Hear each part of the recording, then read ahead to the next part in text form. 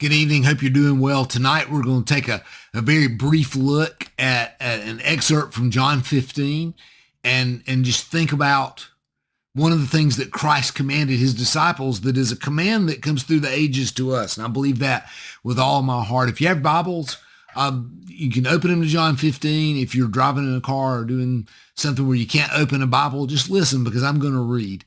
And I want you to hear this passage out of John 15 and think very seriously about this. John 15, beginning in verse 12, Jesus told his disciples, "This is my commandment, that you love one another just as I have loved you."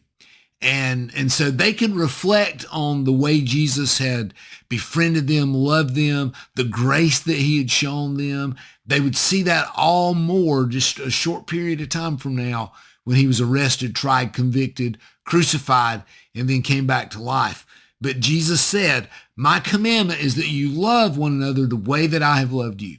So if you follow Christ, your commandment is to love others the way Christ loves you. Bottom line, there's no ifs, ands, or buts on that. In verse 13, Jesus said, "Greater love has no one than this, that one lay down his life for his friends." You are my friends if you do what I command you. So Jesus said, love each other the way that I love. And by the way, there is no greater love than the type of love that one would show when they lay down the life for their friends. Jesus was about to do. He was about to show them that love trumps all. Love conquers all. Okay? Now, in verse 15, there's a transitional thought in this. He's transitioning them from being the disciples, the pupils, to preparing them that they will now be teachers, that they will have the responsibility to teach others. Verse 15, he said, no longer do I call you slaves, for a slave does not know what his master is doing, but I've called you friends, for all things that I've heard from my Father I've made known to you. You did not choose me, but I've chose you and appointed you that you may go and bear fruit, and that your fruit would remain, so that whatever you ask of the Father in my name, he will give it to you. So Jesus said, you are no longer slaves. You are no longer my pupils. You are no longer underlings. I'm making my affairs known to you. I'm making what God has told me known to you.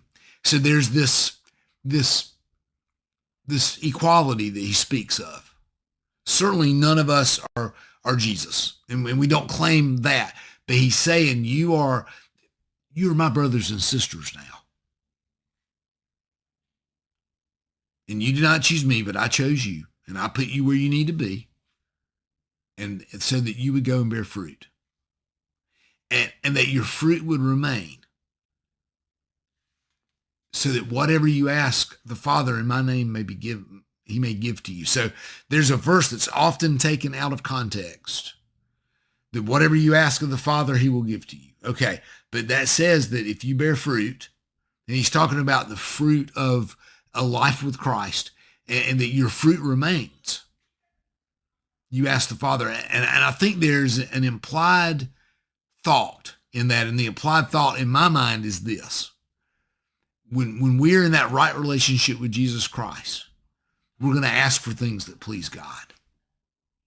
So just think about that. Think about that. In verse 17, Jesus said, "This I command you, that you love one another." So again, the very beginning and the very end are the idea that we're called to love one another. So what you going to do about that, church? Hope you have a great evening and a great week as we prepare for Thanksgiving that's coming up very soon. See you soon.